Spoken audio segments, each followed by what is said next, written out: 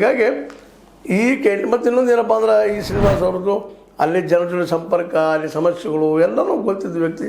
ಜೊತೆಗೆ ಇವ್ರಿಗೆ ಇನ್ನೂ ಕೆಲವೊಂದು ಬಿ ಜೆ ಪಿಯ ಅನೇಕ ಅಲ್ಲಿಯ ಲೋಕಲ್ ಹೋರಾಟಗಾರರು ಸಪೋರ್ಟ್ ಮಾಡೋದನ್ನು ನಾವು ಗಮನಿಸಿದಾಗ ಸಹಜವಾಗಿ ಗೆಲ್ಲಬಹುದಾ ಬಿ ಜೆ ಪಿಗರು ಅಂತ ಮಾತು. ಆದರೆ ಕಾಂಗ್ರೆಸ್ಸಿಗರು ಮಾತ್ರ ಇದನ್ನು ಒಪ್ಕೊಳ್ಳಿಕ್ಕೆ ಹೋಗೋದಿಲ್ಲ.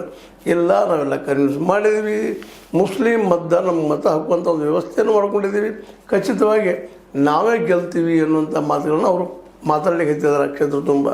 ಅದೇನಾಗಲಿ ಇವತ್ತು ಈ ದಿನ ಭಾಳ ಮಹತ್ವದ್ದು. ಯಾಕಂದ್ರೆ ಮನೆಗೆ ಹೋಗೋದು, ಭೇಟಿ ಆಗೋದು, ಜೊತೆಗೆ ಒಬ್ಬರನ್ನೊಬ್ಬರು ಆರೋಪ ಮಾಡಲಿ, ಇಲ್ಲ ಅವ್ರು ಸೆರೆ ಹಂಚಿದ್ರು, ದುಡ್ಡು ಹಂಚಿದ್ರು, ಮತ್ತೇನೋ ಮಾಡಿದ್ರು ಅಂತೇಳಿ ಒಬ್ಬರೊಬ್ಬರು ಆರೋಪ ಮಾಡ್ತಾರೆ ಕಾಂಗ್ರೆಸ್ಸಿಗರು. ಬಿ ಜೆ ಪಿ ಮೇಲೆ ಹಾಕ್ತಾರೆ, ಬಿ ಜೆ ಪಿಗರು ಕಾಂಗ್ರೆಸ್ ಮೇಲೆ ಹಾಕ್ತಾರೆ. ಇದಂತೆ ನಿರಂತರ ನಡೆದಿನ. ಆದರೆ ಇಬ್ಬರು ಕೂಡಿ ಮಾಡತ್ತಿರ್ತಾರೆ ಆ ಕೆಲಸವನ್ನು. ಹೀಗಾಗಿ ಅದಕ್ಕೆ ಎಷ್ಟರ ಮಟ್ಟಿಗೆ ನಮ್ಮ ಏನಪ್ಪ ಅಂದ್ರೆ ಆಯಾ ಭಾಗದ ಜನ ಎಲ್ಲರೂ ಬಂದರು. ಮುಸಲ್ಮಾನರು ಬಂದರು, ಹಿಂದುಳಿದವರು ಬಂದರು, ಅಂದರೆ ಒಬಿಸಿ ಬಂದರು, ಮತ್ತು ಅದೇ ಕಾಲಕ್ಕೆ ದಲಿತರು ಬಂದರು, ಎಲ್ಲರೂ ಬಂದರು. ಇವರಲ್ಲಿ ಸ್ವಲ್ಪ ದುಡ್ಡು ಹೆಚ್ಚು ಯಾರು ಕೊಡ್ತಾರೆ ಅವ್ರು ಆರಿಸಿ ಬರ್ತಾರೆ ಅನ್ನೋದು ಸಾಮಾನ್ಯವಾಗಿ ಎಲ್ಲರೂ ಮಾತಾಡಿಕೊಳ್ತಾ ಇರ್ತಾರೆ. ಹೀಗಾಗಿ ಇವತ್ತು ದುಡ್ಡು ಹಂಚವ್ರು ಯಾರು ಅದನ್ನು ಈಗ ಮನೆ ಮಾತಾಡಿದರು ಯಡಿಯೂರಪ್ಪ ಅವರು. ಈಗ ಸುಟ್ಟಿಗೆ ಅಂತಂದು ಉಳಿಸಿದ್ದಾರೆ ಇಲ್ಲೇ ಅನ್ನೋ ಮಾತನ್ನು ಮಾತಾಡಿದರು. ಯಾರ ಸಲುವಾಗಿ?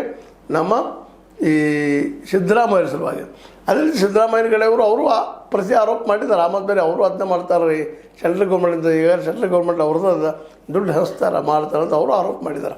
ಯಾರು ಹಂಚಲಿ, ಏನೂ ಮಾಡಲಿ, ಆದರೆ ಎರಡು ಹಂಚು ಮಾತ್ರ ಖೈರಣ ತೆರೆ ಮರೆಯಲ್ಲಿ ಅಧಿಕಾರಿಗಳು ನೋಡ್ದಂಗೆ ಇರ್ತಾರೆ. ಅದನ್ನು ಇದು ನಮಗೆ ಕಣ್ಣಿಗೆ ಬಿದ್ದಿಲ್ಲಪ್ಪ ಅನ್ನುವಾಗ. ಯಾಕಂದ್ರೆ ಅವ್ರಿಗೆ ಎರಡು ಬೇಕೇ ಪಕ್ಷಗಳು, ಆಡಳಿತ ಪಕ್ಷ ಬೇಕು, ವಿರೋಧ ಪಕ್ಷ ಬೇಕು.